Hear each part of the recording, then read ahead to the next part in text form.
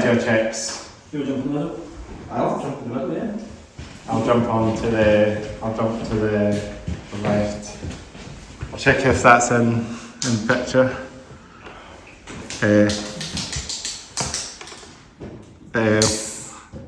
Got some coke on the camera as well. Yeah. There we go. Maybe Height branded. What branded? There we go. There's just a little bit more. You said reposition? Just a tad back a little bit Right, into the camera. Yeah, that's fine. How's that? Yeah, that's perfect. Nice. We're in it, so it won't be perfect, but Yeah. placement might be alright. Yeah, I think that's all good. I'll just go to double check. Yeah, everything's I've got it going. So yeah, so the pictures all good. Cameras rolling. Excellent. Lights are on. I'll do my checks. Do my checks now. Cameras are on. I think you want to check everything in the picture as well. Yeah, I can look for you, yeah. Perfect. So what I'll do now is my outtakes. Yeah, looks good. That's brilliant. Perfectly. I'll be all in. That's a bit shit in the middle of the frame making a gun at me. Thank you. So we're doing the checks in. Hats need to be off. Oh, there's a hat on. Hats. Let's talk about it. Glorious. There we go. Hats off. Hats There we off. go. Hats off. Hair's down. Here's down. Hair's back. Various directions, yeah. Hair's down. Between the three of us. Some of it is down. Hair's down. It's like an undercut, isn't it? Yeah. And then my hair's down as well. Cameras on. Lights on. This is our checks. We're Then good to the go. picture. Ready. There we go. Not my first rodeo. We need to do a cat together.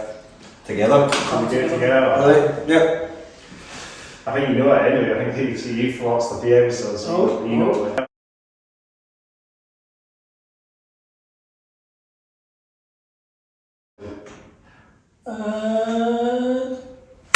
So That's close. okay. We got okay for do that one. Okay, now then. Oh. I can copy hand. We can copy that games. The dentist room will come on at this point.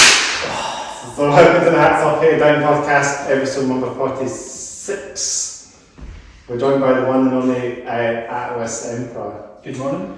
Thanks Good for morning, having us. someone. It's sort of near the morning. We're nearly midday just about, so we're recording this. That's true.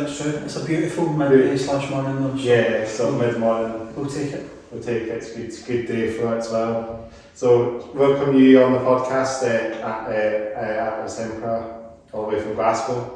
We are. Thanks for coming along. Thanks for having us on. Appreciate it. It's been great to get you guys on. Just getting on, just getting in, messaging, and you are. Yeah, thanks for reaching out to us, man. Sorry I was a bit slow to get back to you. It's all good. We're doing some gigs, so Well, good. it took a couple of days to get back to you, but I appreciate it. Thank you very much, guys.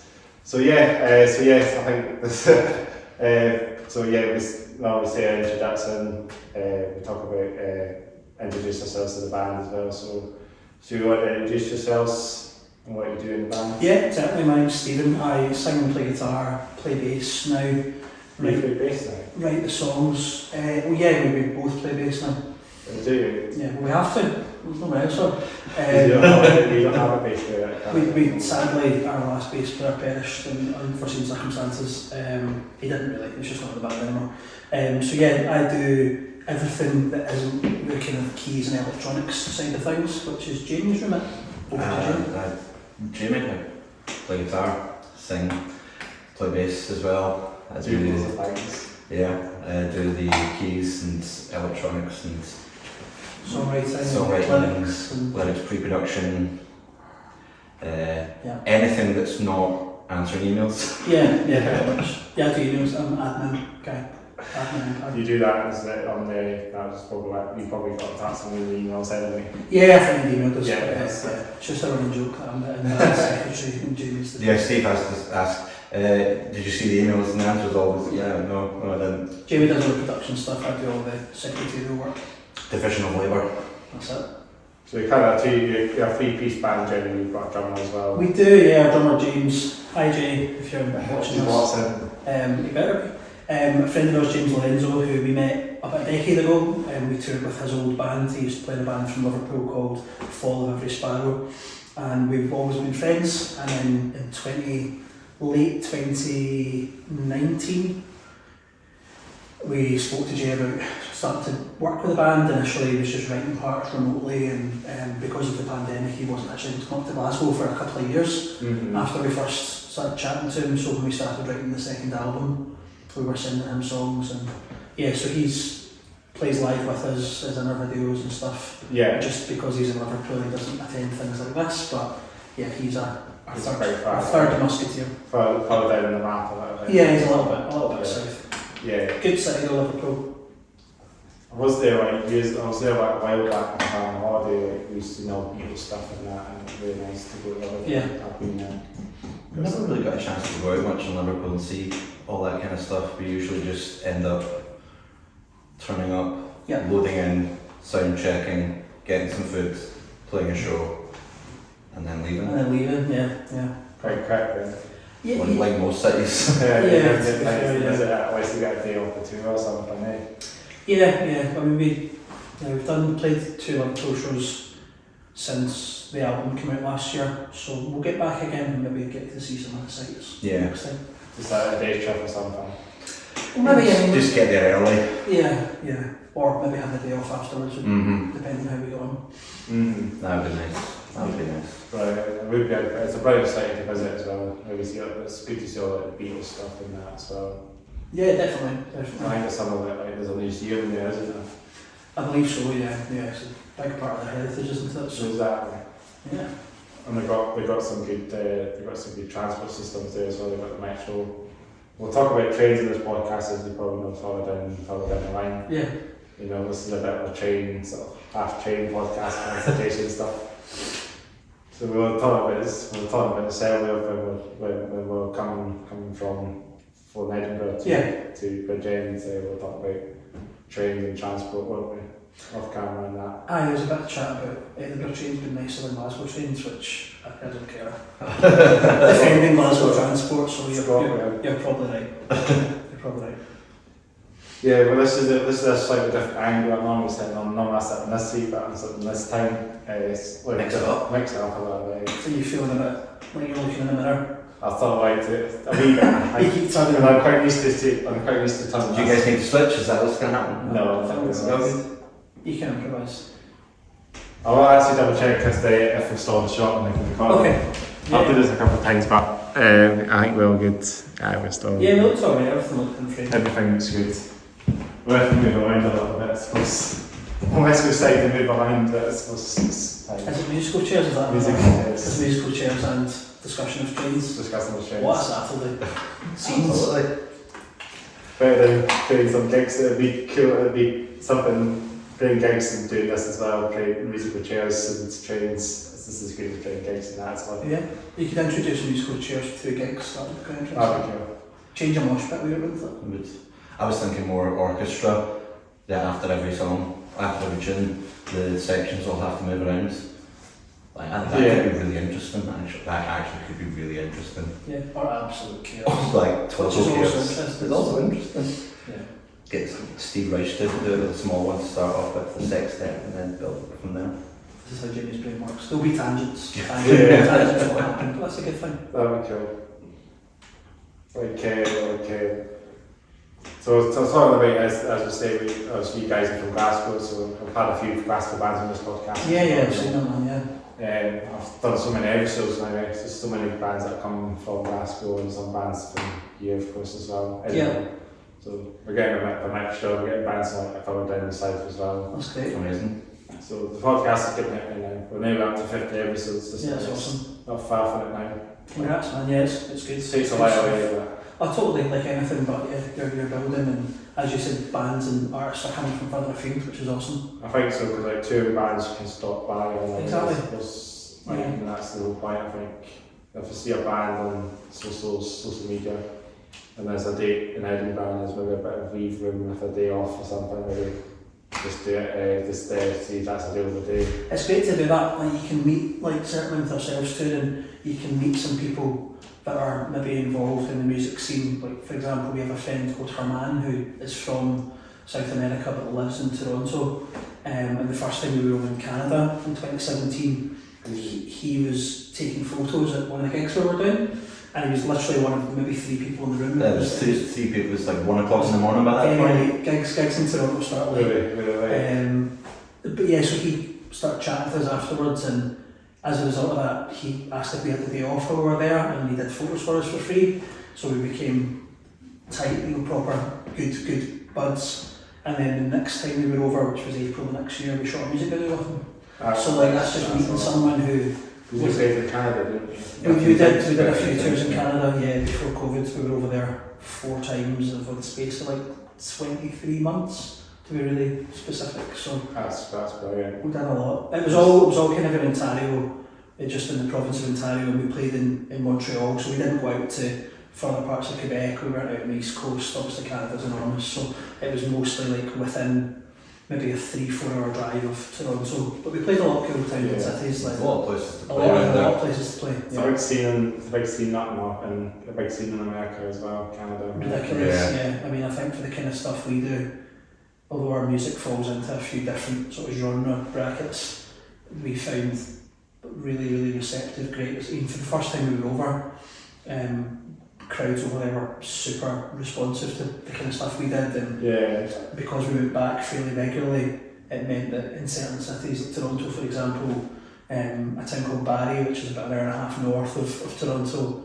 we saw the crowds growing, and by the time we were over the 3rd time, 4th time, venues were pretty packed. Well, like following Canada. It was awesome. I mean, yeah, decent, right. Decent following, I'd say, but okay. We've obviously not been able to go back since October 2019, so we're like 4 and a bit years now, which we are itching to get we back. intend to remedy that, but yeah. So you plan to get some gigs back in Canada at some point in the future then? Definitely, we want to go back to Canada as soon as we can, and we want to go do our first shows in North America as well. We've been lucky, we've toured with them years ago now, obviously, we've toured with a few bands who kind of owe us back a tour and are willing to take us, who are bands from people from either the West Coast or the kind of central belt of the States. So we're chatting to some people now about probably next year or at the very end of this year.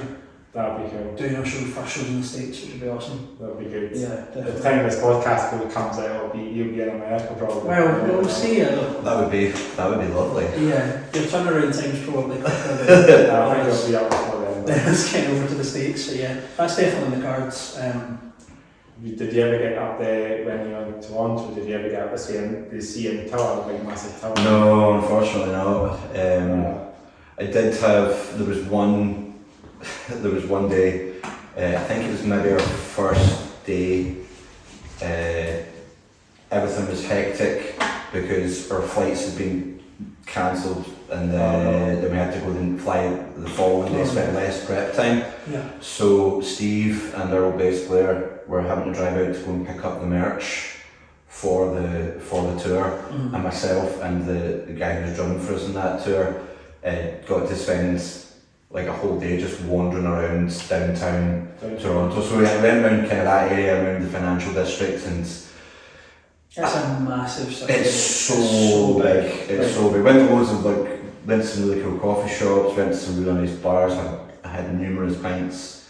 Got some really good food. Yeah, but I mean, like, to walk from what's considered like the city of to east to west in Toronto would take you 2.5 hours. Easy. To walk across is huge. It's like the Massive. third largest, the third, fifth largest city in North America. It's the third or fifth largest city in North America. 5 million people in the greater Toronto area, so it's huge. I've never been to North America. yeah.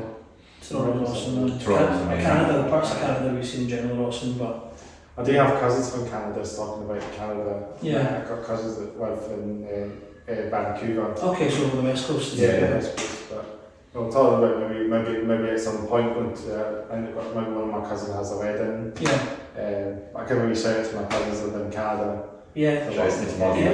Get them over. Get it done. I think a lot of Scottish people moved there in the 90s and the Yeah, 80s for well, chains. that's what one. My parents almost moved there. Yeah, I remember you saying that before. Yeah, they One of moved. my cousins, one of them did move there like years ago. Yeah. He's lived there for a long time. I think he was from sort of this sort of area, west coast of Scotland to Yeah. Lanarkshire sort of area.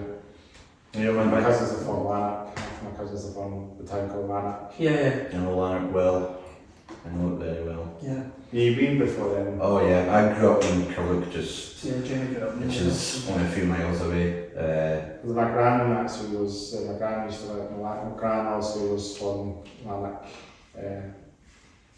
And she, it's not too far from the town centre of Lanark. It's a wee sort of quiet area. There used to be, and I can't remember the name of it, but there used to be this amazing Chinese restaurant in Lanark that it was a little pricier than normal, and it was where we would get taken on birthdays. That was our birthday treat, was a trip to this Chinese restaurant in Lanark, and the only thing that I remember about it, other than it was really good, was that they would give you at the end to give you these white rabbit sweeties, Oh, okay. which I loved, and then looked forward to birthdays because we go to this Chinese restaurant in Lanark. It's cool. I wonder if it's the one next to the rock now, next to Lanark Rock, and there's a restaurant there. That might be that. No, it was in the town centre. Yeah, I'll probably not into that one. Yeah, it was kind of round the. I think it was round the corner from. I don't know if it's still there. The Woodpecker bar. They used to be. It was like one of the bigger bars in Lanark. It was round the corner from that. But Some wholesome content. it's wholesome. The family, Yeah. good family times. I like it. When I was a young man, I didn't have to worry about things. Childhood memories. You don't have to worry about how much it costs either, I'm sure. I know. I'm saying if your birthday week you buy your own Chinese food. Yeah, when I'm 10 years old. Frugal, really frugal. There's lots of nice walks around there as well. There's a lot of nice nature walks not far from where my gran's did as well in Lanark. So you can walk down to the park. I think there's a sort of Craig Park there, and the River Clyde is not far from there as well. Yeah. We had a bit of a nature walk on the way here today. And Yeah, we did a little bit. a little bit. The talent. Not very far, obviously. We're not caked. We've managed to. No, but there's a place not far from me that you can hike up the castle and He that. said, we'll see how we're doing for time. It's a really nice day for it. Yeah, So- it's nice on this area as well. On this surrounding areas, like Bridge and Palmers, it's such a nice area as well. Yeah, that's what we said walking out here. Like, I've not really been to many areas outside of the city centre of Edinburgh. I was in Newington a few months ago, last year, to get tattooed. And then never been this far south. And you lived here for a while, but you were never not this is far south, but never. This is kind of like the fact that a bit more to outside the city centre. Oh, definitely, yeah. Not far from the city centre. Yeah, no, not at all. But even I've never been as far out as this. South of Edinburgh, but it's only like 20-minute bus ride. Yeah, not far at all. Man. To the Really city. nice, very picturesque. Yeah, it's Edinburgh's, and you think about Edinburgh's not a very big city generally when you think about it. If you know like me being born and raised in Edinburgh, I know it pretty well now. Yeah. Travelling to Edinburgh is quite easy and it's quite handy, you know, all these areas and places and stuff. So it's really good that you can get these nice areas that it's worth going and enjoying and hiking. Definitely, yeah. There's always stuff to see outside the city centre. I think that's kind of the same with any decent Scottish city, that there's always stuff to see in the There's outskirts. plenty of hiking places around the city of Edinburgh. Yeah. Everywhere you go, I think there's always a green space. There's always a green space somewhere, and there's another green space here and this and that, and they know so on. And Yeah, it's important. It's good to keep, as you say, green spaces in amongst all the congestion in a city or a town. So rather than just plotting all these houses around it, that's what I'm trying to do. Even just if you go far down south from here, virtually building hundreds of houses. So if you go far like a place called Shawfair, for example, near Dander Hall, they're just virtually building so many houses, virtually just tons of houses, just be all like green space there, like farmland, but it's all gone. It's all gone now. that's what happens, unfortunately, man. And it's quite quick as well, as you say, building all these houses. They want to try and get as many houses as they can. So example, maybe like Dalkeith, a place called Dalkeith, which is a bit outside Edinburgh, a bit more, it's a town in Midlothian, but I think it will just draw onto about the amount of houses just built Yeah, it'll all eventually just one sort of one space. just like Greater Edinburgh, like Yeah. you know, like Greater Glasgow and Greater Edinburgh should be. Instead of like calling it Edinburgh and the Woodlands, it should be called Greater Edinburgh. Yeah. Yeah. Because Edinburgh and the Woodlands is obviously what this is called, it's called. Because the Woodlands are also surrounding Edinburgh. Right. So you've got East Lothian, you've got Mid Lothian, you've got West Lothian. Yeah. So like, Mid Lothian's quite near where this is, where it's not far from Dandle Hall and stuff. Okay. But it's really nice. It's such a nice place. Some nice nature walks along there when you get to Mid Lothian. Yeah. Worth the time to go there as well. Noted, man. I'll add it to the list of all the places in the world I've still to visit. Trying to visit here as well.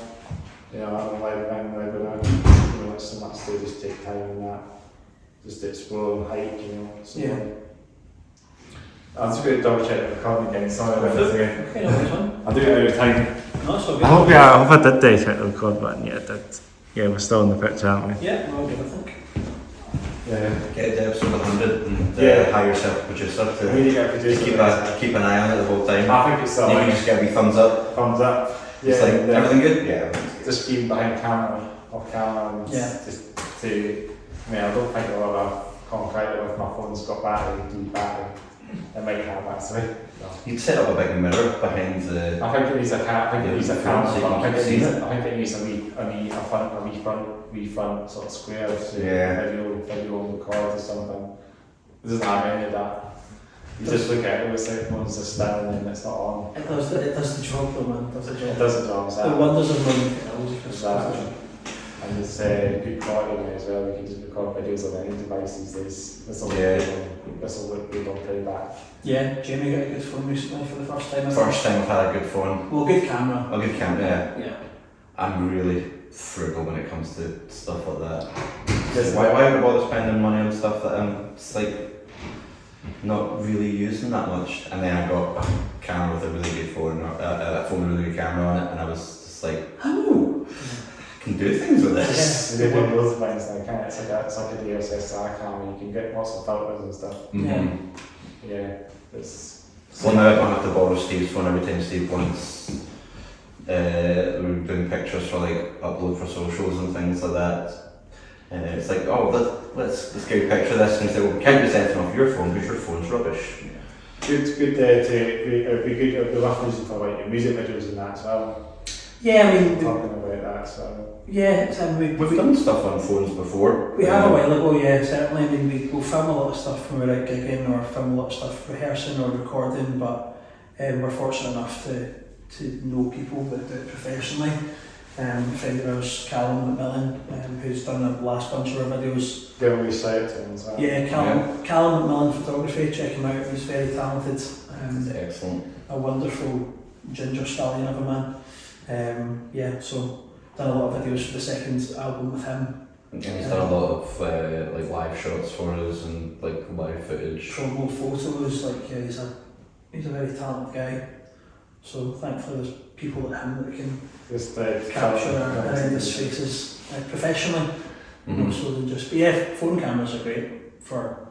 We've got an actual camera that's designed for recording audio as well for live for gigs and stuff. Has really good X1 mic on it, so it picks up sound really well. And when we remember to charge it, or when we remember to hit record before a show. It's a battery devourer. It loves you. Oh, it does. Yeah, so it was good. So we managed to get some footage from our tour we did in February, but it's good fun. Yeah, and for some watching your like music videos as well on YouTube and that. And stuff, you got a couple of singles out there as well. We've done a lot.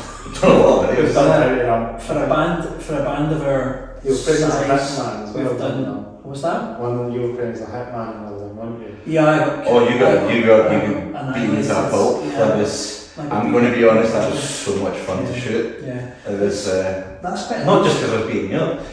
Most of that. That's quite an old one now, actually. That's for a song from our first album called It's All in the Reflexes. So that video came out in 2018, which seems like a long time ago. Was it yourself, or was it you, Elsie, and the old bass player? Yeah. The whole thing was done in a day. It's like What was the fight choreographer's name? Mark Coyle. Mark Shout Coyle. out to Sparky. Friend of ours that's an MMA coach and fighter, did all the fight choreography for it, which was cool. He's done like fight choreography for movies and stuff like that. Yeah. And one Sunday morning we all went to an MMA gym and got taught how to make it look reasonably realistic. Fairly convincing. There was a whole morning of choreographing the fight, which he had already got all the moves that he wanted and like prep beforehand. We worked it all out. Yeah. And it just so happened that with like the kind of like roles within the video, whereas I'm kind of like the big bad guy. Yeah, you're the villain for and sure. Earl Bass was like the henchman, and it just so happened that it's basically because I was the only one to have like a really nice three-piece. Jamie had the waistcoat. So I get to be the main villain because I had the nicest. And then we went to it's an airsoft place Down in Ayrshire. down in Ayrshire where the whole top floor wasn't being used, and we shot it in there. This looked like very dilapidated, didn't it? Yeah, it was like totally empty. It was just bits of tap that were up there. A lot of pellets. Everywhere. And we were doing it as a winner, so we did the first take. We did this Maybe 3 takes in three and a half takes. The second take, we almost broke the camera. Oh, yeah. And it just happened that on I think it was the last take that we did, the sun was just coming in at the right place. We hit all our marks, and that would have been a good place to do it when the sun was Yeah, it was really nice. That place, and it just ended up. We were just we don't need to do another one. That was enough. It was a long and very exhausting day. But I was pretty sore by that point, so I was glad we didn't have to do a fourth take. Yeah, you were on the floor getting kicked quite a lot. Yeah. Sometimes actually kicked. Yeah, like blood stains on it as well. Yeah, But not real blood. Not all that blood was real. But it was good fun. What's the name of the song? That song? It's called "It's All in the Reflexes." Yeah, that was the one I was looking at. One of the tracks off the. We released that on EP as well, but that was for the first album. That's one of your oldie songs that was on. Yeah, kind of. I guess mid period, I suppose. Yeah. I'd say the oldies are like the first couple of EPs. Yeah. Album 1's kind of mid-period. Album 2 is current. Yeah. Or as current as people know about. Oh, totally. Yeah. It's the most recent released. That's very cool. And you also did another music video as well. We're about to make this like a music video conversation on the timestamps. Yeah. So you did one you filmed one up in Aberdeen, didn't you?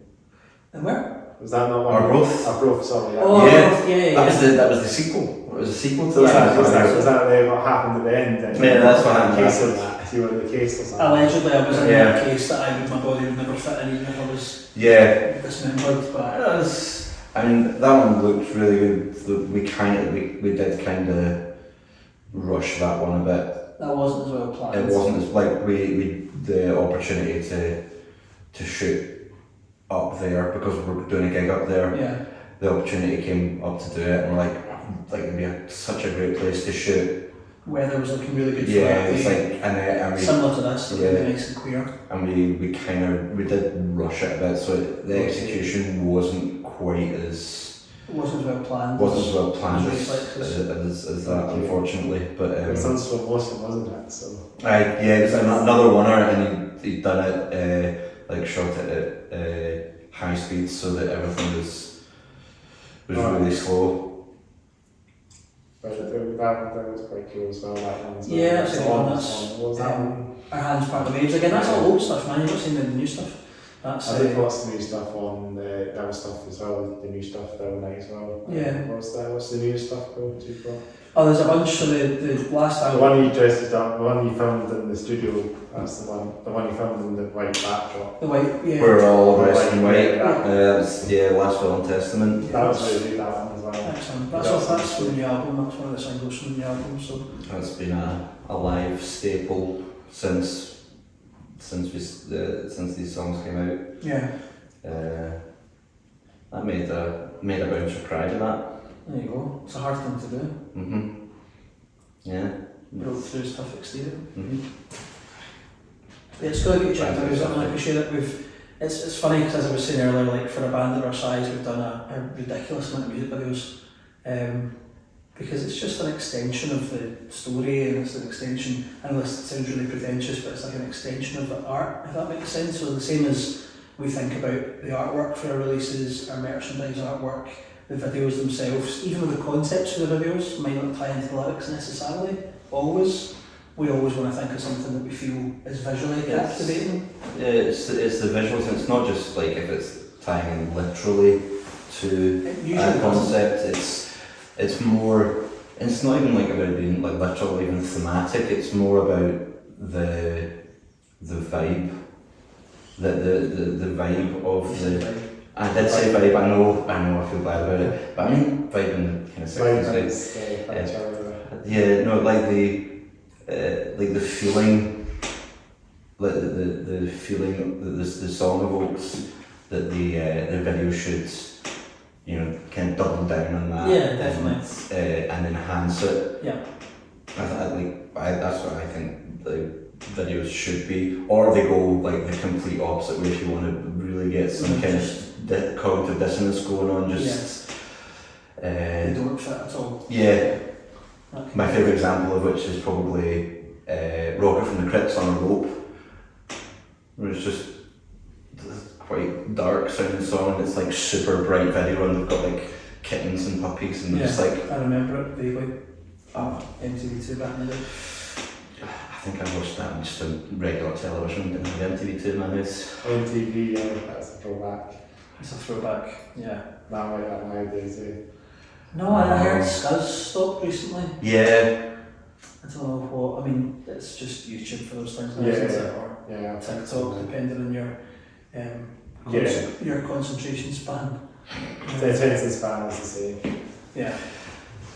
Yeah, it's quite all that these days, eh? YouTube and social media and that. Very much so, and it's a great thing, like as much as there's a lot of bad stuff that goes hand in hand with social media, like you can't deny for musicians, bands, artists of any form, it's a really, really invaluable tool. Like being able to put your stuff on Facebook or YouTube or Instagram or TikTok, and I suppose it's the way you get the exposure as well, and bands. 100%, yeah, 100%. Like that's where the majority of people find out about what you do now. Just like smaller bands, of course, yeah. Small bands. But even bigger bands are heavily marketed through social media as well. Bands, big bands, it's all that as well. Definitely, yeah. Definitely. I mean, the thing I find most surprising is mainly the TikTok thing, which I don't have and I'm not going to get. But the number of bands from especially in the moment, especially from kind of 90s and early 2000s, the number of these kind of mid-tier bands that never really quite broke through, and they'll have a song that for some reason just goes off on a moment. That was called a moment. A moment. My song's having a moment. See, when I'm having a moment, it's that's a very different thing when I'm having a moment. I don't need for you for today's line up room. It's a one-hit wonder, as they say.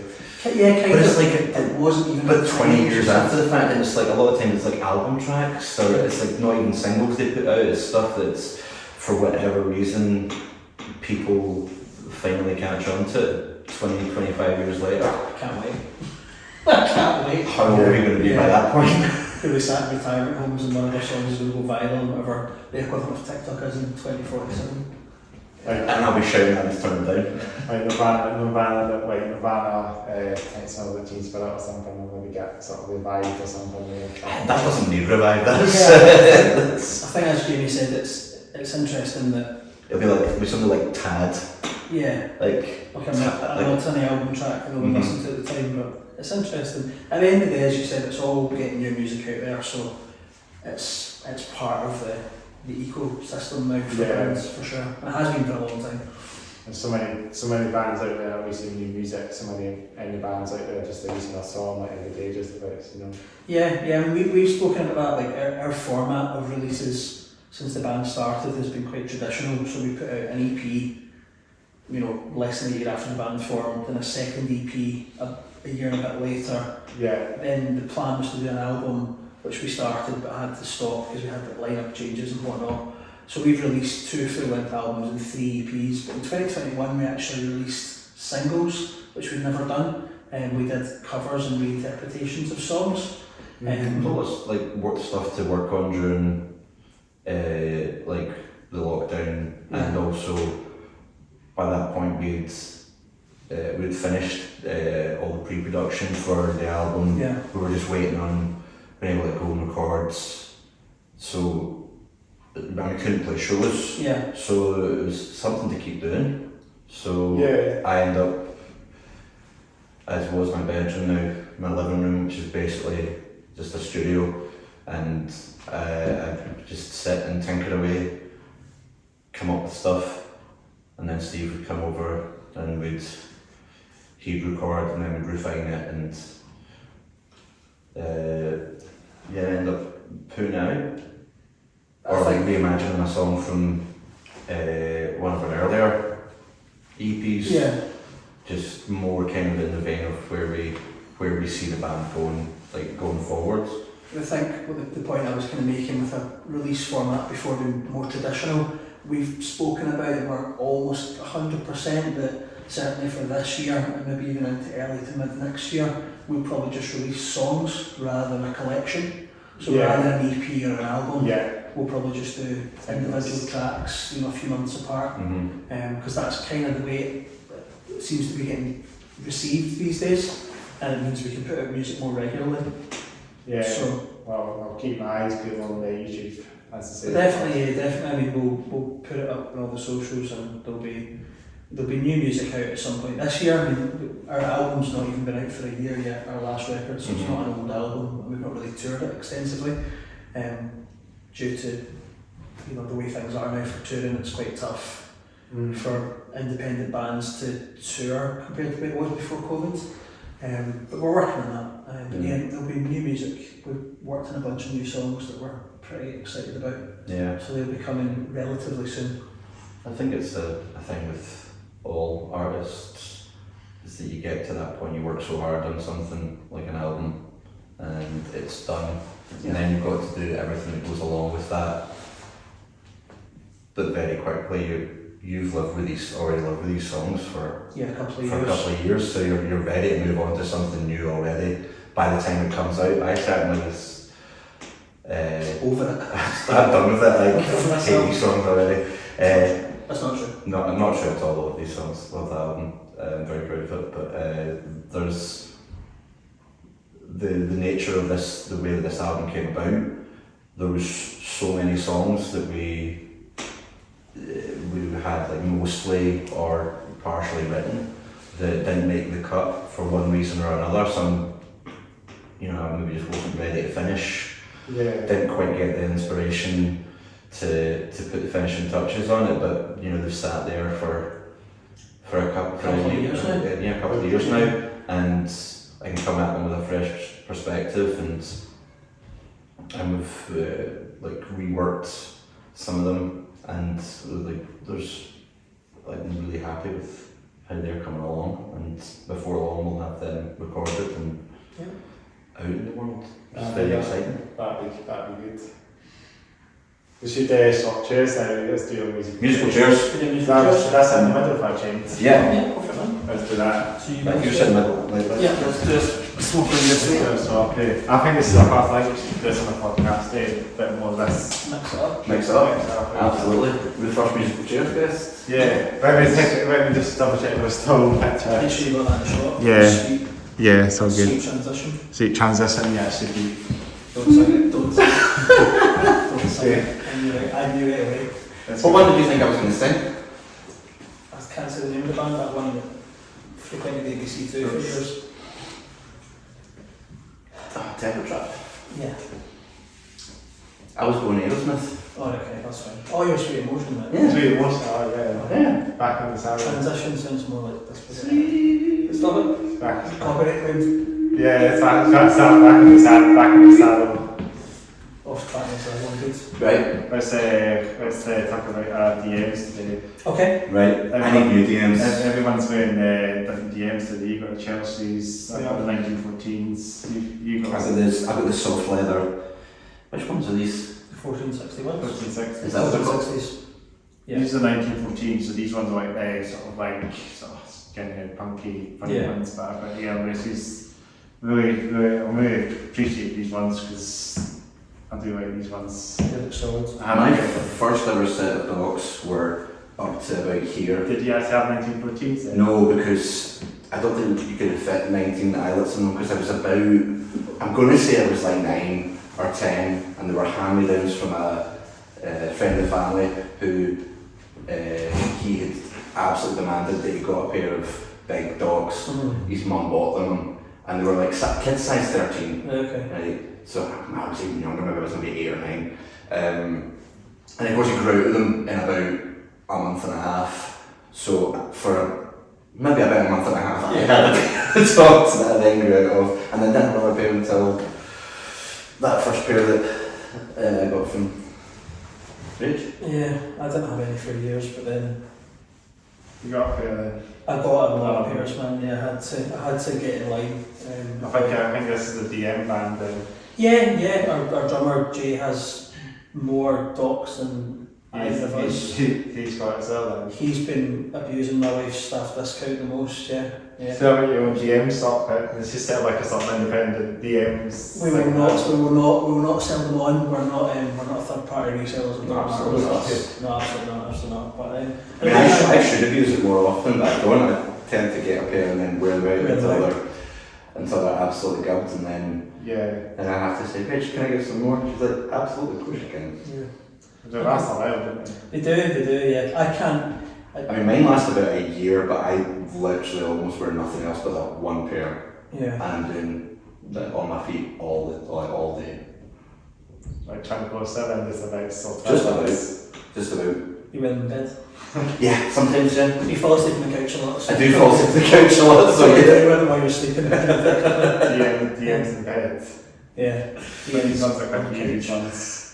These ones last Christmas, but I've only worn them a few times. Yeah, they last for a while, man, definitely. Mm-hmm. I've still got the first pair that I got in 2014, but as in the first pair I got as an adult.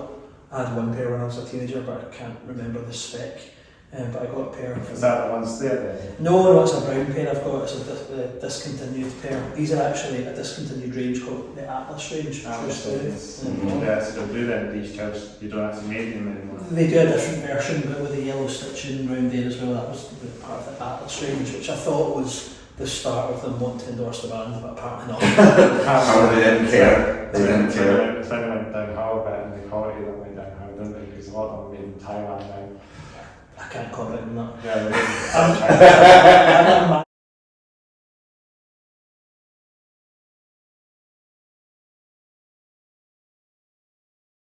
But I'm not going to, no comment, because they say I'm going to pass comment. On record, there's no comment. But we're all working out different DMs. We were talking about this earlier off camera. Yeah. I think it's a good thing. I think we should just piss DMs on ourselves. Foot bump. There we go. We'll talk do it both ways. Oh God, that's not going to work. And full disclosure though, Sometimes we do it. This heel pump is I'm much less, I can't work at the physics of it.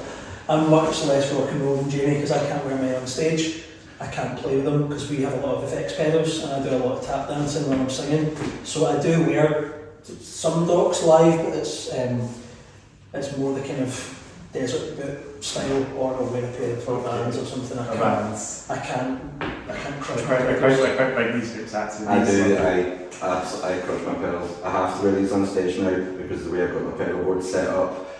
There's certain pedals that are together that I need to switch at the same time, and I need the width of the dogs to do it. So I have to wear my dogs on Physics, stage. there's a lot of that involved. So they're quite big boots as well, hefty boots sometimes. Mm-hmm. If I'm hiking a lot as well, you know, I had to pay dog masses for these ones of yellow, so they fell apart. They last a while. They do, man. They do. But if you're off-roading them all the time, I guess they'll. Yeah, I do a lot of that. Yeah. Off the beaten track sort of thing. I'll do it like almost every day, just about. That's cool. Good to get out in the wilds, definitely. And it's I'm just generally I'll go and I'll just have to take a shortcut at this bit and it's off the beaten track a little bit. So we found out, Chris. Walk here. Oh, lovely. I'm up to my knees and but it's they're good for like any sort of hikes, Definitely, yeah. Comfortable after the break them in. It takes a couple of wears to break them in, but eventually the quality's still there. There you go. It's the quality means as they break them in is also the quality. Well, plus these ones didn't take that long to break them in. I've had these on a couple of times, about 5 times, and I think it's all count. Yeah, we have your jeans in them, so that'll help. Yeah. Yeah. Helps break the. See, I'm a total lightweight with these because I don't ever get the hard. You've got the leather red ones. shoes. The red shoes. I don't really wear them that often though. I always go for the soft leather ones because I can't be bothered breaking them in too. It's an option though. Yes. Which is good. Yeah, well, this is our top to bottom question now. They're talking about it. We should make our way from top. We can make our way from bottom to the top. Okay. All right. We'll talk about our DMs, I guess. Well, we should maybe just go ourselves individually. We talk about what band shirts and. Well, I'll let Judy take it away. Let's go to the top with the hair. Top to bottom. Hair. Hair. So that's the top. Hair by our good friend Dave. We have a barber. Yeah, we have our own personal style. We don't really. It's a good friend of mine who's now become Jamie's friend. It's a guy called Dave Thompson, Dave the Barber. And Shout out Dave the Barber. Shout out Dave the Barber. Dave the Barber. So a guy that I used to work with who now does barbering pretty much full time. So he's done both of our hairs for a while. Yeah. So that's Hair by Dave. Hair by Dave. It's always a nice. Usually every Tuesday night. Yeah. I'll go over to Steve's and we'll have a wee evening getting a haircut. Shooting the breeze and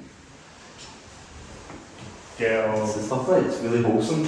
This guy's getting himself. Just men getting haircuts. Men getting haircuts, getting themselves all dolled up. Nothing wrong with it. It's great. 2024. Yeah. So continue down, Jamie. You're top to bottom. Top to bottom, yeah. Steve makes me get haircuts too, like otherwise I wouldn't bother. I just encourage it. I didn't say make. So yeah, band shirt. I got my Phoebe Bridgers shirt on. Is there anything on the back of it as well? No, there's not. Just It says farewell tour, but that's just the shirt, and it wasn't a farewell tour. Funny story about this shirt. There's a great story about this shirt. So Steve bought me this shirt for my birthday. Yeah. This 2 years ago? Yeah. Steve bought me this shirt because he'd been trying to buy me tickets to the Phoebe Bridgers show for my birthday, but it sold out almost instantly. Yeah, it was the Badlands in Glasgow. Like 2 nights at the Badlands, almost instantly sold out. He's like, I couldn't buy tickets, so I bought you this shirt, which I thought was very sweet of him. And then there was the time came when the shows were, and what had we'd gone out to Paula Park. Yeah. What were we doing? Photos.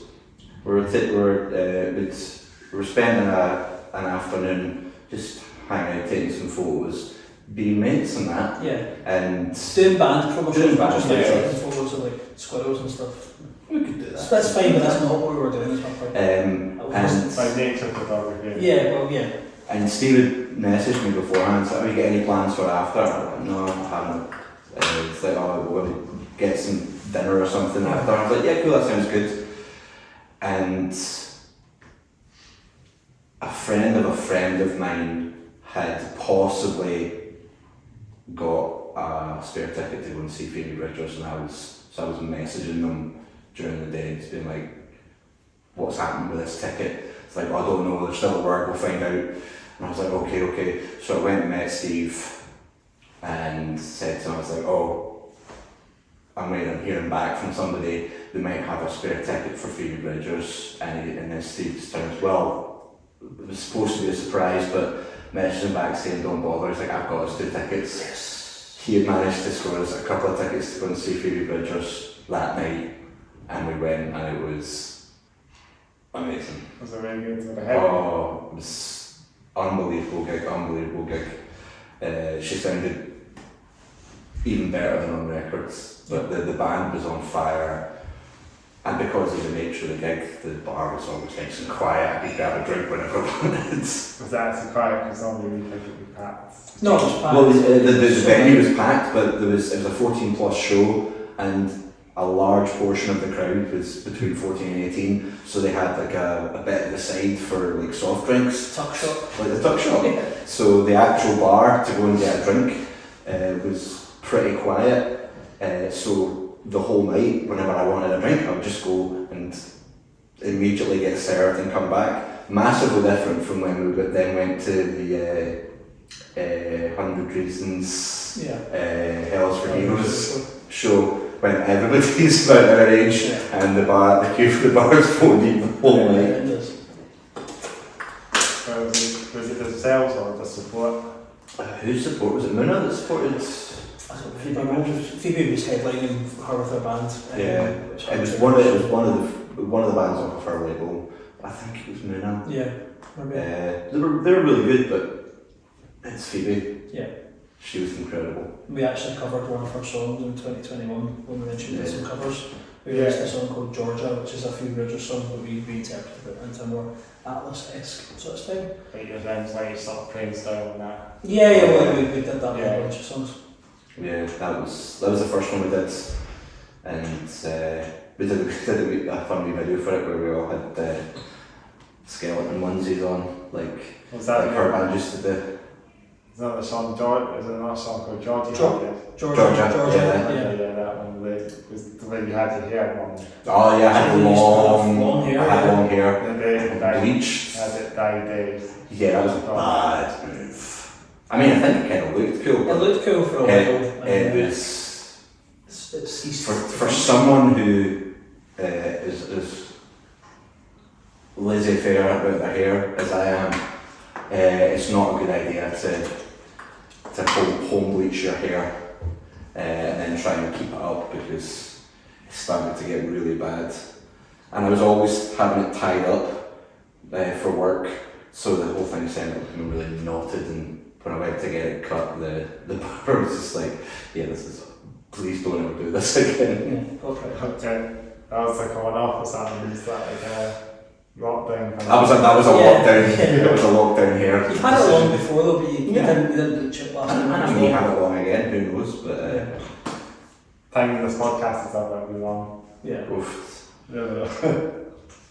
Yeah. It grows quite fast my hair, Does so that? It does. It took me about 8 years to get this one. Oh wow. wow. Yeah, your hair's curly. Yeah. See, mine's not. Mine's straight, so mine just goes straight down. So there's less distance to get to. Yeah. But it's getting longer, isn't it? I can go down to about here in about a year. Yeah. Mild. A lot of it. With a lot of it. Are you doing And top jeans, jeans? jeans by Primark. Yeah. Jeans by Primark skinny jeans. We've actually not been shot in that, so. I don't know what the shirt is. What's the shirt? This is the TK Maxx number. I TQ think. Maxx one. You know TQ Maxx. Yeah. Thrifted it. Almost certainly from the clearance section. Solid look. And that is my top to bottom. I've got boot socks on underneath my docks, and I'm a boxers, not briefs man, There you go. and that is the ensemble. Glasses by Specsavers. I was going to say, yeah. Specsavers. Just go to Specsavers. I did go to Specsavers. I did. And I got the. Forgot the glasses. They keep trying to sell me super expensive glasses, and I keep not liking the looks of them, and I always end up with a set from the cheapest range. And they're like, if you buy a set that's £20 more than this, we'll give you a free set. And it's like, they all look rubbish. I don't like them. So. There we go. The tattoos as well. Tattoos by a lot of people. It's a long story. Yeah. These, all on this arm, these were done by a woman called Nadia. Shop that's sadly closing down now, called Eclectic Ink in Glasgow. These were all done, around the age of 26, 27, so a long time ago, so I've like all of these ones. And then I've got loads of different ones over, some done, I got a couple done by a fantastic tattoo artist called Stephen Spears out of Devilltown, one by our good friend Jamie, who also designed our last run of t-shirts, a couple by our friend Kyle in Canada. Yeah. Sorry to them. And one that we got on a random day off in Budapest when we were on tour. Yeah. We all decided to go and get tattoos, and mine was the only one that didn't need touched up. Yeah. And other things, like Spend plenty. A lot of ink. Yeah. What about me now? You doing it? I'll do it. You, what we got? So I got my one Chris Cornell here.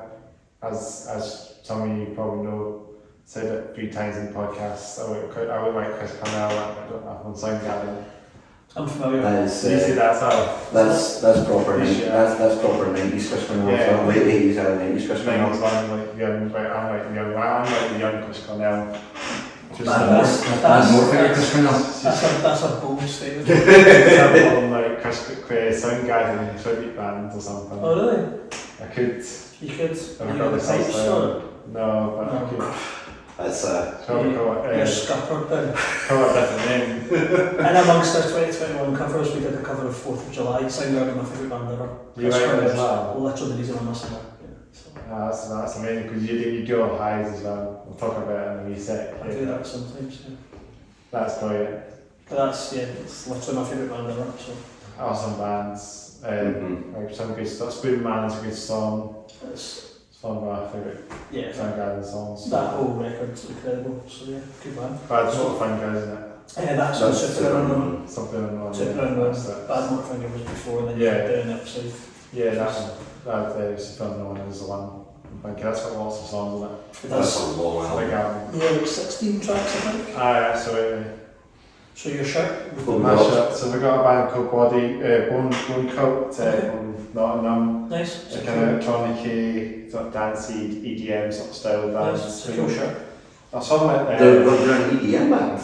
yeah, kind of like an EDM band, but like they will play at weddings. Yeah. Oh, okay, yeah. Sort of like alternative sort of style EDM, like something like Ministry or Oh, okay. sort of that style. But The industrial kind of. yeah, industrial metal. Nice. But they had like these like masks, like these like suits on, and they had like sort of these helmets on or something. Like somewhere between Sleep Token and Daft A Punk. bit like that, exactly. That's what's going to be. Daft Token. That's Token. That's Sleep Punk. Sleep Punk. it. So, My favourite genre. so this could be like Daft Punk, the Daft Punk bands of. It's a cool shirt. It's a cool shot. I don't think I had anything in the back of that. But, No, you're clear in the back. clear in the back. I keep forgetting that it has something in the back, but it doesn't. Yeah, so I have this shirt, got my long sleeve Vans t-shirt underneath to keep myself warm. Just felt it fits in quite well with an undershirt, you know, with a band t-shirt on top. I think I appreciate that quite well. It's a big one. I've got these, apparently I've got these jogging jeans on, denim jeans. The elastic waist. Yeah, I've got elastic waist and what are the brand again? I think these are Primark or something. Or Zara, I can't remember the brand again. Can't remember all the looking No belts required, ideal. No belts required. Ideal. As long as they can fit, very easy to slip on and off. I have a pair of belted jeans as well, but these ones I put these ones on today. And of course, as I said earlier, I got my 1914s, DMs, the Oasis. Nice. Got these quite recently. Try and keep them in screen as I can. If I They're can. still good. Still need Yeah. like them. The laces are still very, very clean. Yeah. Because I'm wearing these ones like gigs and that, try and avoid rain or something. Yeah. Or people standing on your feet. They actually had been standing on a couple of times at the Mosfets and that's Yes. We all know well. It upsets me when that happens. Yeah. Not with like black boots or whatever, but if I'm wearing anything lighter and someone stands on my feet. white shoes and that, yeah, right. Yeah, that's a whole thing. That's a whole other scenario. So I think that's my top to bottom then. Nice, amazing. Just stuff was that. I had my jacket, self camera, beanie hat. I've got this like massive. Oh, I forgot to talk about my hat. Well, your hats off. Hats off. Hats Right. off. It's off the camera. We're not going to talk about it. Okay. That's on that thing. No hats. Two hats, you know. It's something that's getting the sun, isn't it? It is. Yeah, get a tan. Get a tan. It'll be tanned after this podcast, I reckon. Steve got me that as well. You know it's the theme, yeah. Basically James' dad. come back to buying clothes. It's a good hat. That was a birthday hat as well. That was a birthday hat? It was last year? Last year. What are you going with this year? A good pal. I do actually already have your present this year. Yeah. It might be something you can wear. It's a t-shirt or a hat. Maybe it's both. It's not. Cool. Me, hair, again, cut by myself a couple of days ago, back inside. Undercut by myself. Yep. Done a month ago by Dave the Barber again. Shout out to them again. Shout out to Dave again, but yeah, I have to buzz my back insides every couple of weeks so they get super puffy. My hair's completely grey as well, so I kind of look like a baby seagull if I don't cut it regularly, sort of. It's a Levi jacket that I got in the Livingston outlet. Pretty cheap. I have a reclaimed vintage shirt which almost matches your jeans. Like almost. Quite a wax fix it. Kind of, I suppose. Yeah, I like baggy stuff, man. It's quite a good style way. Aye, that's my thing. Got the jeans as well. I see the completely kneeless jeans. It's kind of stylish, a bit of a style, you know. Keep that sort of style. I do the grungy thing on me, man. You can see a tattoo poking out. Oh yeah. Which is this was done by our friend Kyle. We mentioned in Canada. It's I can't really show it fully, but it's. I don't think I'll pick it up. But. We remember Rugrats, the cartoon. Oh yeah. It's Reptar from Rugrats, but done as the dinosaur. Oh yeah. But it's done as our friend Graham, who we call G-Zilla. And Jamie has the same tattoo. Done by the same guy. So we've got a couple of matching tattoos. You've got a few matching tattoos. Yeah. So yeah, and then Doc Martens, and I'm wearing socks. They're just small socks. Yeah, they're like socks. They're down there somewhere. Socks. Trainer socks. Trainer socks. And that's really it. That's me, and again, quite a lot of quite different people. This was the tattoo I got in Budapest, so it's just the band's logo. Jamie has it as well. Yes, yeah. But because I got it on my left wrist and I play guitar and I'm constantly flexing my wrist, I got it mid-tour. So initially it healed really badly, it got quite infected. It was a bit sore then.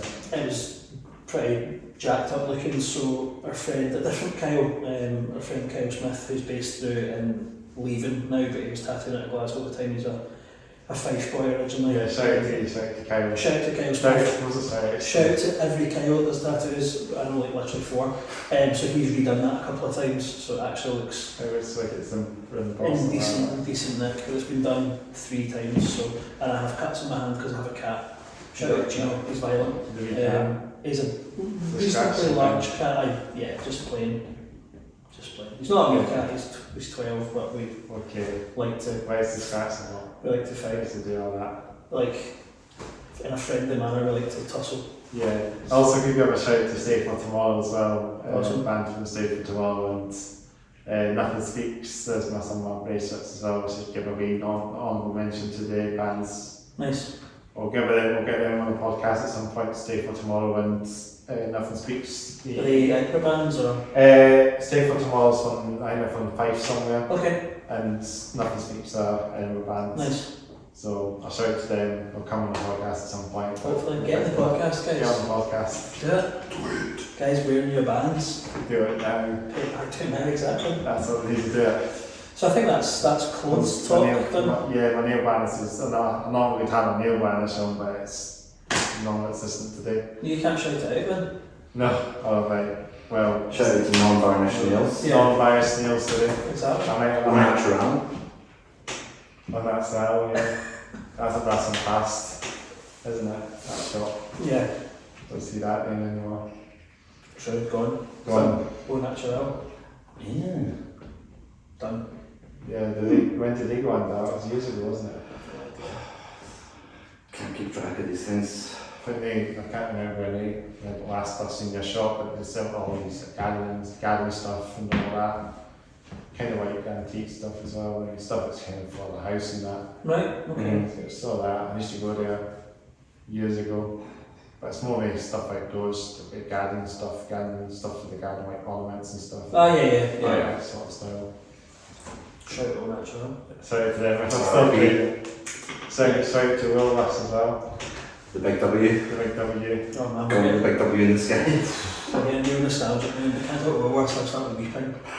We had a chat on Monday, we We did a chat back in one of the podcasts. We did that pick and mix sort of chat one night.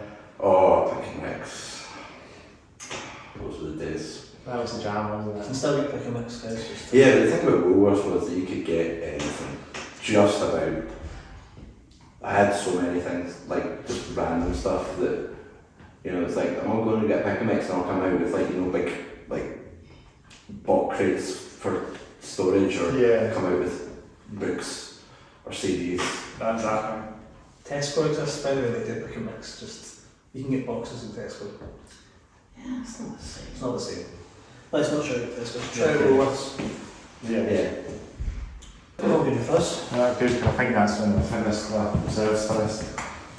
I went to it's quite nice to shout, you know, these nostalgic places, all the places you see on the high street, you know, it's sort of dying out a little bit, isn't it? Definitely, man. Oh yeah. Can't wait to sit like this as well, it's quite comfortable. I like to sort of just keep myself comfortable. I don't even know if I'm not flexible anymore. Yeah, it's good. I'm not in these jeans, I'm not going to try it. And just keel off the chair. Yeah. You can try it, I think you can try it. So, I mean, I've kind of got this, and we just sat on this, it's quite comfortable actually. I'm going to try it. Legs in the You're basket. going to try it? Wow. Are you right? I don't even know how. Yeah, I think you can, you just do that. Yeah, no, that's not happening. Is it not? That's not. I'm not as limber as I used to be. We'll blame the jeans. Let's blame the jeans. I had this horrible vision of you falling off the chair and bursting the crotch of your jeans doing that. And then I was having to detour somewhere for you to buy jeans before you go to work. Yeah. So that you're not indecently exposing yourself. I think I'd get in trouble for that. Yeah, probably. It's frowned upon. It is. It's slapping the wrist. Frowned upon. We kind of say it's quite hard. You can give it a try. I mean, I think I can sit in the because I got selection ones on. Yeah, I'm not going to try. Yeah, you've got the elasticated guys on. I think so. I think that's the thing. I don't need my knee rips to get any bigger, so I'm going to try. Okay. I'll just Oh yeah, that would. I'll just end up with shorts. Just leave the shorts and bits of jeans warm at my ankles. So, yeah. Yeah. So let's talk about trains then. Okay. Let's talk about trains. This is the main thing that we talk about on the conversation. Half the time we talk about you go off the rails, go off the town, whatever. Go off the rails like it. Mm-hmm. So you got a train. So we talked about this earlier off camera before we met. You got a train from Glasgow to Edinburgh to the dinner. I did, yeah, we did. Mm-hmm. ScotRail train, was it ScotRail? Yeah. I believe so. I think it was because we sort of met in the middle platform. Yeah. Imagine it. It's the classic express between Glasgow and Edinburgh. Yeah. So it'll be like there's some newer trains that have got in service now, there's some newish trains. Me as a train geek, I'm on my trains a bit more, so you've probably got my 385, class 385 as the train, class of train. Okay. Is there I'll take any, your word for it now. do you know anything about trains generally or not? Not since I was. You must know something. I'm not being funny. You definitely know about the trains. I refuse to believe you don't. I mean, You know. I'm not going to say that I didn't have model trains when I was a kid. I absolutely did. I'm not going to say that I didn't used to go to this like wee field round from where I lived. You could go under the bridge and there'd be a train track, and I was mainly looking out for the cargo trains. I didn't really care about passenger trains. Yeah. I liked the big diesel cargo train. We're talking, this is the 80s, the early 90s, so it was it was the proper big nasty fuel guzzling diesel trains. 47s. Yeah, I used to go and hang out and watch. I didn't really take notes and I didn't really know anything about it. Just like, I just thought trains were neat. And I like a good steam train. My favourite train that I've been on bizarrely is there's this weird thing in Nuremberg where they've got like these two almost separate underground systems.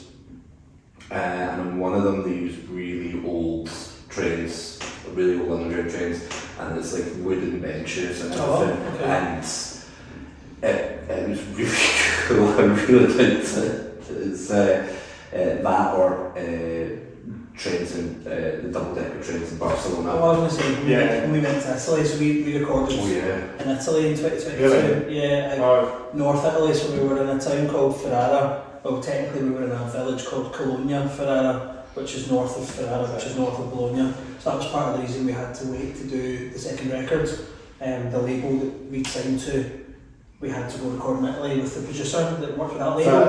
Is that one Death? Wormhole Death, yeah. Well, shout out to them. Shout out to Wormhole Death, yeah. The least metal band in their label, but they are metal, aren't they? Because I used to do a radio show, on my community radio station, sell a couple of bands for me. Yeah. So potentially I've played you guys, maybe, I don't remember, I can't remember if I did play you guys at the point, because I might have left the radio station that point. Yeah, so we did the album that came out last year with them, and the first release from that album was like December 2022, so maybe not. No. But so yeah, we got trains, planes and automobiles out to the studio. That was a trek. Yeah, it was a real trick. It was a double-decker train which I'd never been on before. I was like, this is because that's if you're in that way, you got in Europe and that, as I say, you got double-decker trains in that way. Yeah, it's crazy. I've never been on one before. Really nice ones in the Netherlands.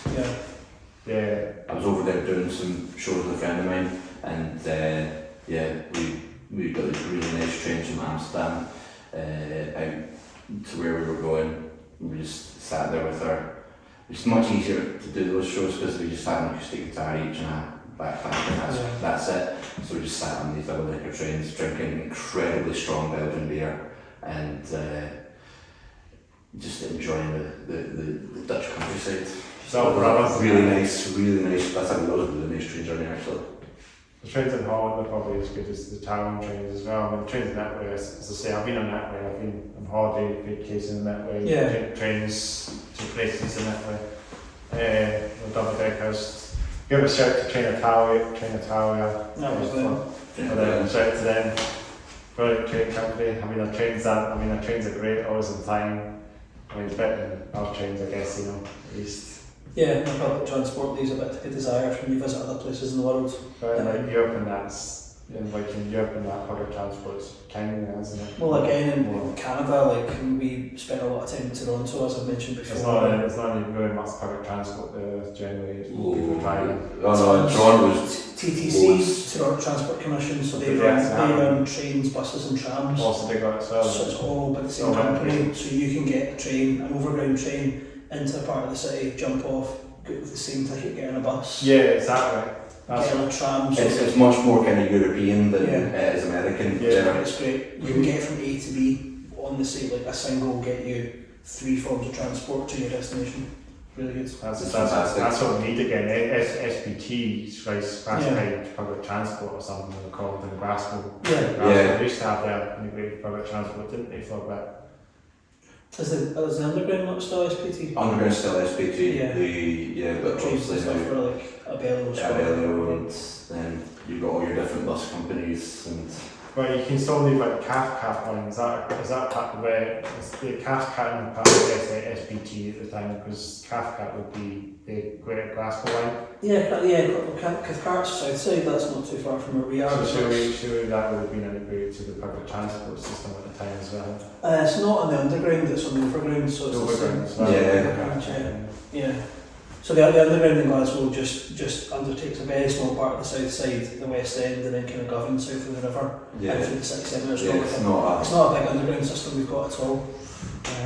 It is the funniest underground system in the world because it is just a loop.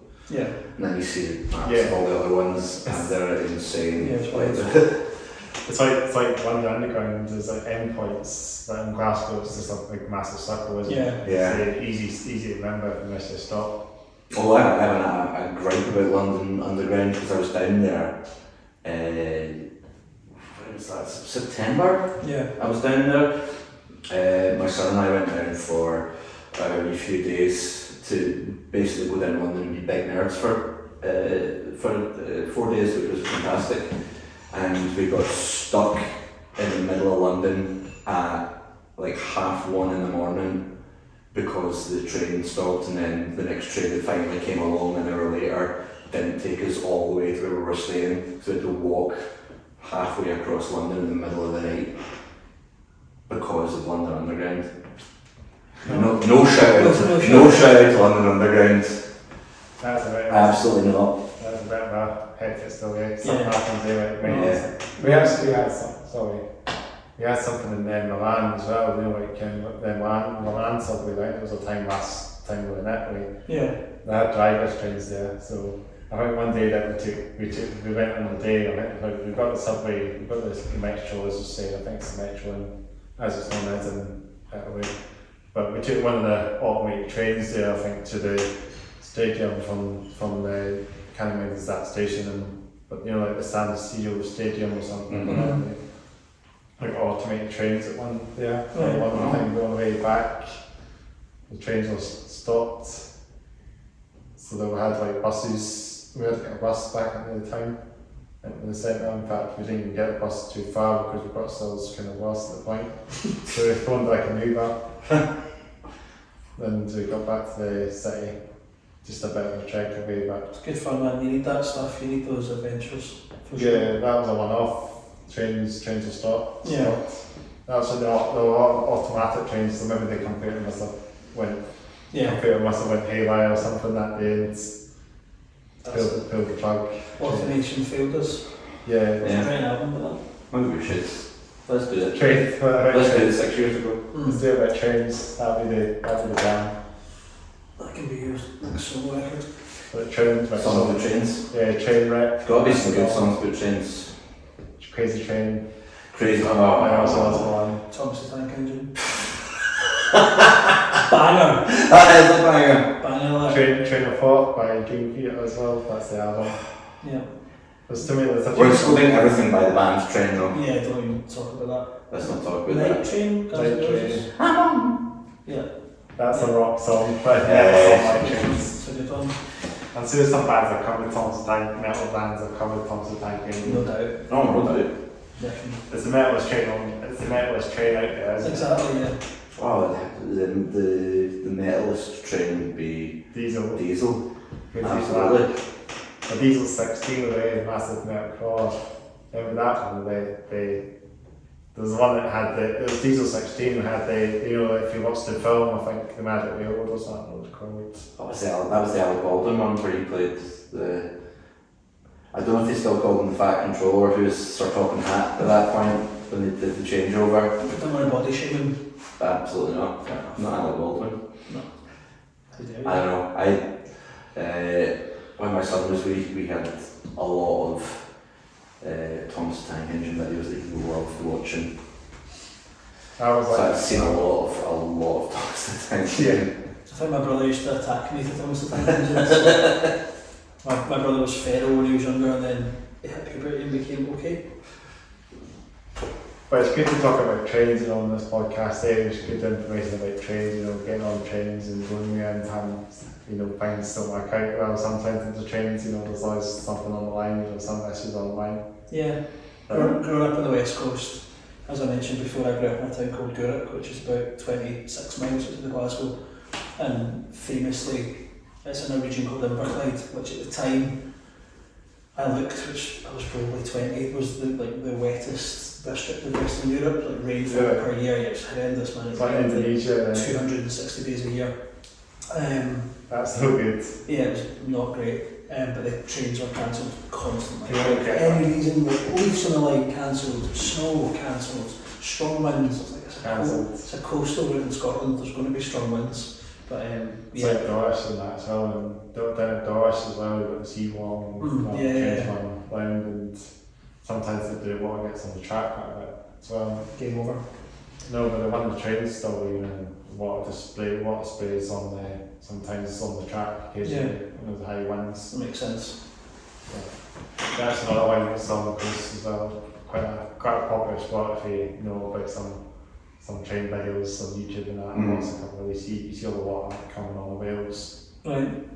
I mean, there's that incident, I think it was like 10 years ago, the track buckled, there was a landslide, wasn't it, on the track, the rail. Remember that time, it might have been 10 years ago, because the line was literally, the train track was literally floating in mid-air. You know, Well, there was a problem, remember, just a few years ago on the train to Aberdeen. Where there was that one, derailment. There was a derailment. That was Yeah. 3 years ago now.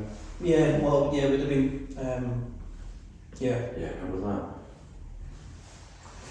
but it's just like that's some like there's not that many like been anything recently with doing events like big media doing events or anything. What way that continue? All the trains have been strike and cancelled. That's one thing. That's shout out to people not dying on trains just being that late. Sorry to what's the word there?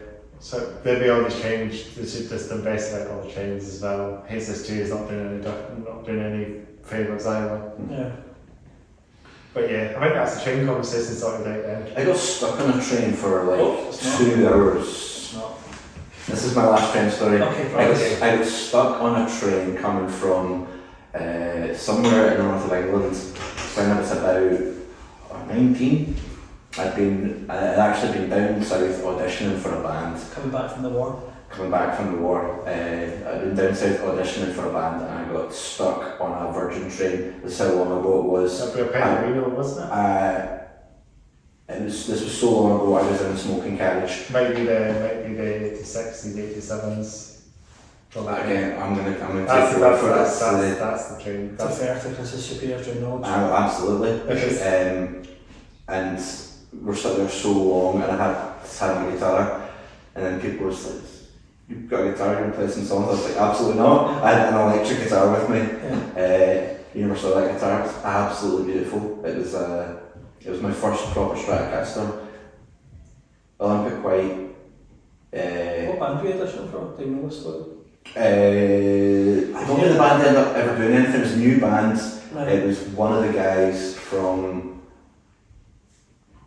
or he was associated with that band, the Dum Dums. Okay, Remember that? remember the name. Remember the name? They had like a couple of minor hits. I think one of those guys was involved. White Strat, my classic tortoiseshell scratch plate. Of course. Did not have a pickup selector, had 3 individual switches for the pickups, had like something like 32 pickup combinations because you could put everything out of phase. What happened to that guy? I sold that to make money. That's what you gotta do, man. I already had the blue tail by that point though, so I do miss that guitar. And that's the end of train talk. Better of a train, better that story then. But yeah, that's a good story. Maybe train stories would be cool. But other things like talk about trains and stories about trains, being on train, what's happened, and stuff like that. And it's always a good conversation. Yeah. So we do musical chairs again. Yeah, let's What size should I go? let's keep moving round. What size should I go? You go there, Steve. You have Yes, just check if we're still in the shot. All good. Yeah, I think so. Yeah, maybe that's all good. Still going. Yeah, still good. Go on, keep it. Nice. So we're in the middle and on this side now. It's good to just change the slides. I think we should do this on every podcast. Musical chairs. I hope this continues for the rest of the podcast. And then this was the first one. Yeah, we're doing every podcast. Trendsetters. And we're doing another subject. What should we talk now? Should we talk about the genre of music and stuff like that? Sure, yeah. What would you like to know? Just what influences and stuff like that, because I know your music's kind of psychedelic and it's quite shoegazy, isn't it? It can be at points, man, yeah. There's a lot of influences, I guess, individually and kind of collectively we share quite a lot of influences. Yeah. I think it's obviously, it's, I guess because the band's been around for a while now, like we've developed our own sound which in turn has been influenced by different things since the band started.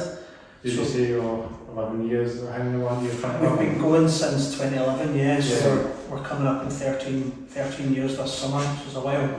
It's a long time. So I guess when the band started, Jamie and I played briefly in a couple of other projects together and we wanted to do something initially, kind of ironically where we've ended up. It was just really going to be the two of us with programmed drums. It was going to be way more electronic focused, still kind of, I guess, kind of post-rocky, indie, emo-y sort of stuff, but way more electronic. But then quite quickly we got a bass player and got various drummers, and I think now full circle we're back in a situation where it's the two of us with a drummer. But yeah, I guess like influences on as I mentioned before, like Soundgarden, one of my favourite bands of all time. I grew up on a lot of the kind of 90s grunge, Seattle, alt rock stuff, so Smashing Pumpkins, Pearl Jam, Nirvana, early Foo Fighters. But then I discovered stuff like Jeff Buckley, and that led me to artists like Tori Amos, Bjork, Regina Spektor, that sort of stuff. At the same time, I discovered bands like Deftones, Glassjaw, At the Drive-In, Rival Schools, Thursday, so the kind of 2000s post-hardcore, and then heavier stuff like Dungeon Escape Plan and Botch, and it went off in different tangents. The bands that Jamie and I kind of bonded over, because when we first met, Jamie does live sound, he's a sound engineer as well, not doing as much as you used to in that regard, but at that time you were doing a lot of live sound. Mm-hmm. So Jamie and I met through a mutual friend, shout out Chris Waynes. Chris as well. Shout out Chris Grant, your name isn't actually Chris. But we met through a mutual friend, and then we kind of, initially we definitely bonded over bands like the Appleseed Cast. Mm-hmm. I'm trying to think what other bands, I guess Radiohead, Bjork, Bon Iver. I mean, I'm going to be honest, I don't remember us really bonding over bands as much. I think we just kind of clicked. Yeah, as people. There was just something very, very quickly after we met. People were very surprised that we hadn't known each other that long. Yeah, they were said as much to us. Yeah, people like, assumed we'd been friends since like high school or whatever. And it's like, oh no, we've only known each other for like 3 months. Yeah.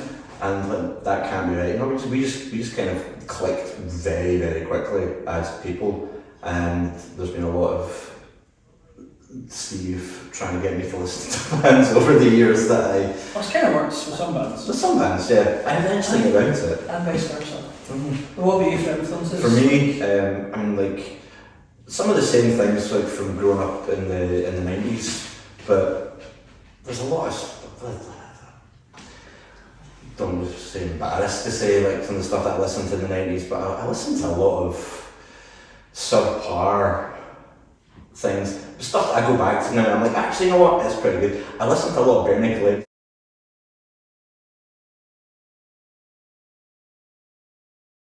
But then also like Counting Crows, so it's like huge into Crowd House, like massive into Crowd House, and then through I know the brothers are into stuff like Jeff Buckley and Elliott Smith and through that. But then I was also buying like weird, like random like side things like listen to a lot of like Symposium and Honeycrack and these bands that kind of almost bands that kind of almost made it in the 90s, so like kind of you would see them on TV for a couple of times and they'd have a couple of singles out and then they'd maybe disappear. One hit wonders, as I said. Yeah, and then I got like really into Tom Waits a lot when I was about like 17, 18. I was like listening to so much Tom Waits and Leonard Cohen and things like that. And then when I was in my early 20s, I remember a friend of mine giving me a bunch of CDs to listen to, and that's when I started listening to stuff like Glassjaw and Old Man Gloom, and I got into through friends of mine things like Deftones and Nine Inch Nails and some like things like Motor, like really intense, horrible techno, you know. So a lot of stuff, as you're probably gathering, but I think, I mean, in terms of like influences on us for the Atlas Empire stuff, it comes from a few different places, but a few, I think with the second record, because our first album was quite long, a lot of long songs, a lot of quite proggy compositions. I was listening to it, I think, earlier as well, and it was quite a long album. There's a lot of long songs on the first record. 8 minutes or something. I think for album 2, definitely when we set out we wanted to write a more concise record. So what I kind of wanted to do was I wanted to write like a kind of 90s, early 2000s alt rock record, but with kind of post rock and electronic and shoegaze elements, but I want to condense it. And I've been listening to a lot of Taylor Swift, so I was really okay with that. For Real Folklore by Taylor Swift was a big influence. That was a huge influence in that. Harmonies in this record and stuff like Phoebe Bridgers as well. She did about highs, as you said there, you did some high vocals. We both do, and Jamie on the second record started singing a lot more falsetto than he did in the earlier stuff. Used to be, I was the kind of high vocal guy, you were the lower vocal register guy, but we thought we'd switch it up a little bit. We switched it up. But yeah, I definitely think the more recent stuff we've been writing is there's still a kind of 90s alt rock and early 2000s sort of post-hardcore influence, but a lot of electronic influence in the new stuff. But a lot of stuff like bands like Far and Pedro the Lion, Sunday Real Estate, the Appleseed Cast, etc. But I think there's always that kind of undercurrent of things like Portishead, Radiohead, Massive Attack, that kind of thing, that kind of trip hop, electronic. Stuff like Bjork and Massive Attack, and that's always kind of in the background of the sort of more ambient electronic stuff that we do. It's more in that vein. But a lot of influences, to be honest, man. Yeah, and there's lots to discover in as well, and don't take that in a lot. Like there's so much bands out there. It's hard to take proper influence. It's hard to know sometimes as well, I think, man, because when both Jamie and I have been writing music individually, we write music together for 13, 14 years. We're certainly in this band for almost 13 years and both writing music since we were teenagers.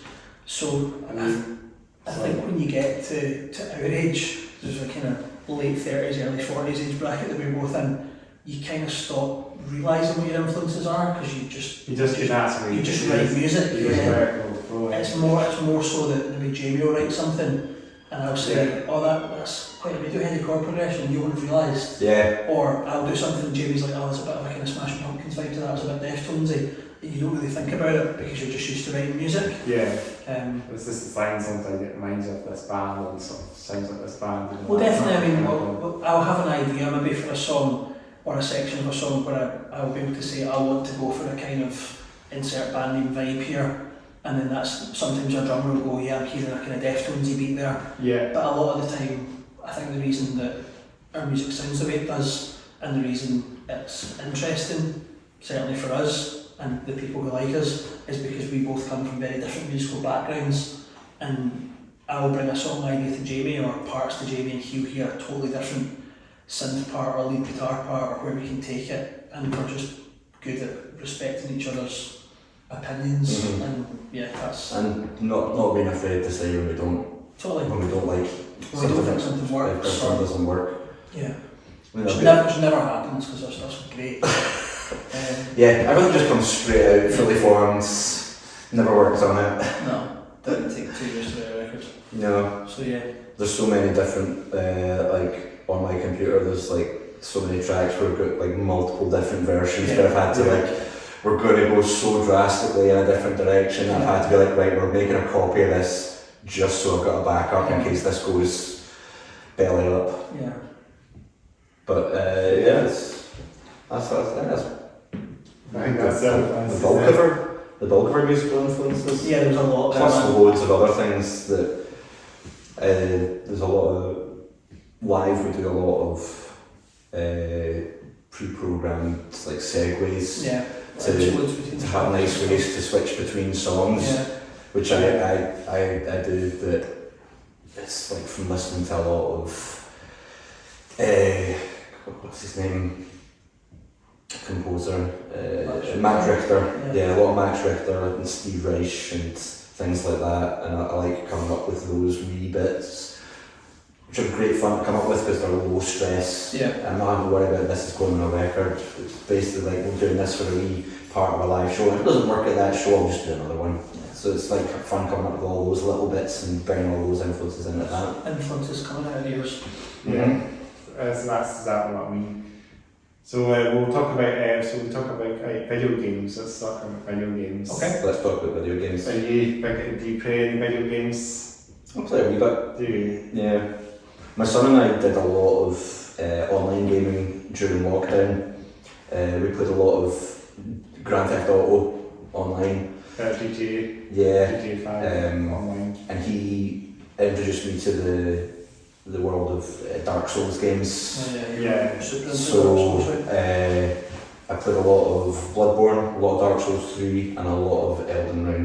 I like how Jamie played it down like he does in game. I don't really. He played it down. The last game I played start to finish was The Last of Us when it first came out. So I have a PS4 that I mostly use for like the YouTube and Disney Plus and all that kind of stuff, but also for some online gaming. You can do YouTube as well, and stuff. PlayStation. I haven't owned a console since I was a teenager. I've still got I've got PS5 and that. Yeah. I don't see very much games that were spicing me up. I know I'm a bit of a simulation games. I'll play like simulator games like truck games, driving trucks. Yeah. Some of my YouTube channel, so at the end of the video I'll lay that down in the end of the video. Nice. See and kind of buy myself if you're interested in some gaming stuff. I do that on that channel. That's cool, man. Yeah. But on that, but what I do, I play some racing games, play just truck games and stuff. It's like some truck games on console, but they're not like. Well, I mean they're good. They're good, but they're not nothing like the Euro Truck Simulator games, you know. But it's nothing there than nothing. Totally. Yeah. If it's something you're into, man, it's better to have a version of it than not. Yeah, and having it on consoles is better than not having it on console. That's the main thing. Sure. Yeah. Definitely. I've considered a PS5 and it's only to play Baldur's Gate 3 because I'm a huge D&D nerd, but that's... Yeah, Jamie's right into D&D. I'm D&D. way into D&D. So we swap chairs again. Right, let's get back to the starting positions. Yeah, I'm going to just check So you can finish the gaming conversation. I've started. The crowd started here and then we're Yep. happening. It's like Full circle. Full circle. Literally full circle. Full cycle in the podcast. Yeah, so like play the truck games, as you say, like there's a lot of that. There's lots of people saying that. There's lots of simulation games out there, but it's generally not. They're not always the best, but you know. The only simulator game I played was Goat Simulator. Goat Simulator. Shout out to Goat Simulator. Shout out to Goat Simulator, that's a very ridiculous game. That was a bit of a messy, bit of a fest, wasn't it? Very funny. Very silly. Very silly game. Yeah, it was purposely done for that, eh? Oh yeah. What a game that was. Oh, The absolutely. new one came out as well, didn't it? I have no idea. I think like when it first came out, it The new was... one, It rings a bell. I'm sure they're the playing new it one, on the new one did come out last year, didn't it? But you got the like bus simulator games as well. It's the only simulator games I play on my channel, so I don't really play any. Is that a goat driving a bus or just? Are you? Goat Bus Simulator? Goat Yeah. bus simulator. Or is the bus a goat? What's the next level? Like a kind of Studio Ghibli cat bus type, but it's a goat. I'd be into that. Well, it's the bus simulator, bus simulator 21 it's called. So that's the one that's on console. There we go. You got a double decker on it, so. Smashing it. Can't take corners too fast. No. But it's on that game as well, and it's quite good. It's good. It's bus simulator 21 is not too bad either. It's another good game. I've played that a couple of times, but I think they stopped the up. Now they stopped support for that game now, the updates, because it's all about that as well. On current consoles, updates. You have to do that after a while. Yeah, they stopped that after a while, and they got bar fixing the things that are broken. There was a Call of Duty game, World War II, that we played a lot during lockdown because it was the simplest one, and it was free I think at that time, and it wasn't the big huge multiplayer one. It was me and my then flatmate and my son would always be on it.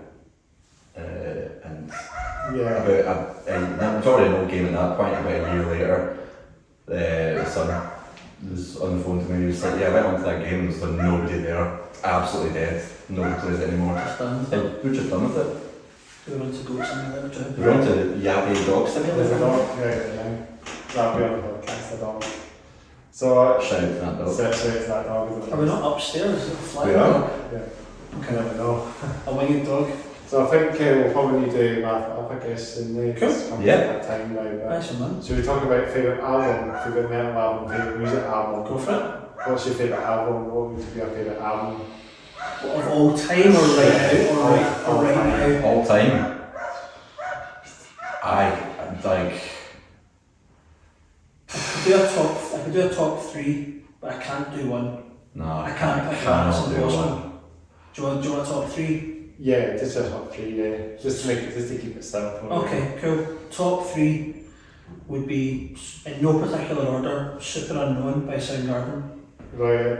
F.L.S. by a band called Ocean Size. They were a band from Manchester who were around for a long time. Okay. Their frontman Mike Venart's and Biffy Clyder's live guitarist, and he does a project called Venart. So So that's Simon Neil does that. Simon was the frontman of Biffy, yeah, but this guy called Mike Venart, he's a live guitar player. Yeah. He's like an additional live member. Oh, He was the frontman of Ocean Size. So they're a band from Manchester that split up in 2011. So FLS by Ocean Size, and I'm trying not to cop out here with an obvious one. The Beatles. No. Nah.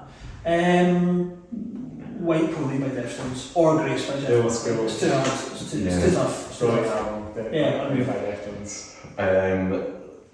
Yeah, I can maybe do a top 3. Got a bit of Pedro one in there. Oh yeah, the Walt Petrol one. We need to wrap up, so pick one. Yeah, okay. Yeah.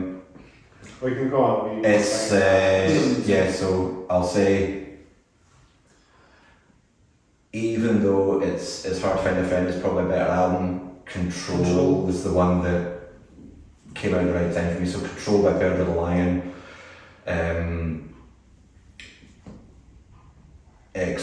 Not EXO. Either Or by Elliott Smith. Okay. And so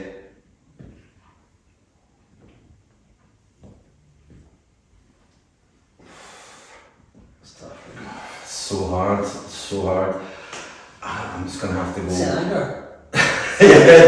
Anger. Yeah, absolute stanger. Stanger. I'm gonna have to go.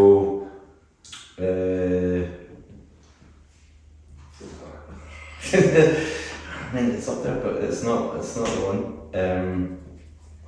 I'm gonna have to go Together Alone, Crowd House. Okay. Those are the albums that I've probably listened to most in my life. I think, like, most number of times that I've listened to any records. What about you?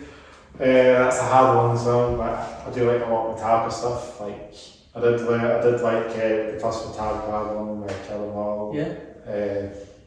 I also like Book for Valentine, but it's a hard choice what album I would pick. And I think all the albums are great.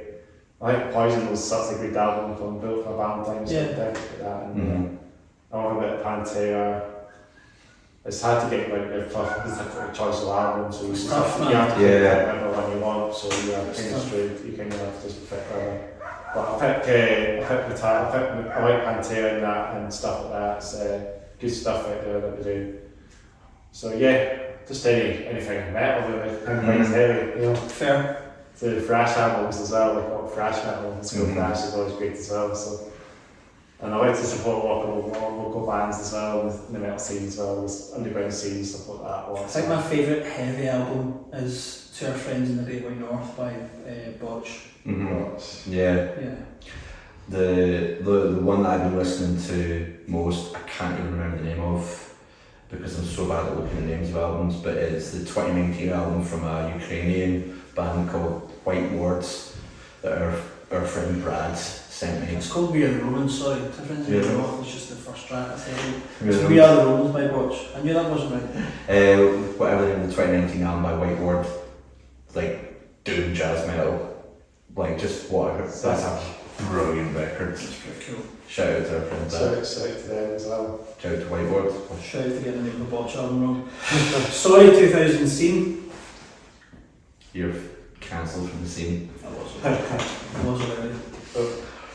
Well, I think we'll do a good way to wrap it up. Obviously, we talk about what would be a good way to wrap the podcast up. What do you think?